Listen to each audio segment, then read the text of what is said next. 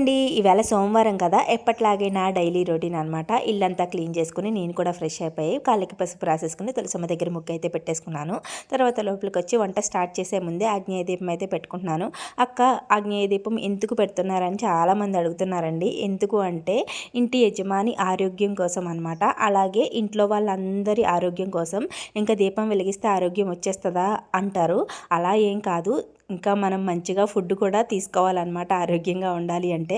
కానీ మనం ఏదైనా వంట చేయాలి అంటే అగ్నిదేవుడు అయితే ఉండాలి కదండి. మనం గ్యాస్ ఆర్ పొయ్య వెలిగించుకోకపోతే మనకి వంట అనేది చేయలేం. కాబట్టి ముందుగా అగ్నిదేవుడిని పూజించుకుని దీపారాజన చేసుకుని పూజించుకుని వంట స్టార్ట్ చేస్తే మంచిది అని ఫీలింగ్ అనమాట నాకైతే. ఇది కూడా డైలీ చేయాలని ఏం లేదు. వారం చేసే రోజుల్లో గ్యాస్ నీట్గా క్లీన్ చేసేసుకుని వంట చేసే ముందు దీపం పెట్టుకొని వంట చేయండి, అంతే సరిపోతుంది. ఇంకెక్కడ వచ్చేసి నేను పూజ అయిపోయిన తర్వాత బ్రేక్ఫాస్ట్కి రాగి సూప్ అయితే చేశాను. టేస్ట్ అయితే చాలా బాగుంది. మీరైతే ప్లీజ్ వీడియోని లైక్ చేయండి.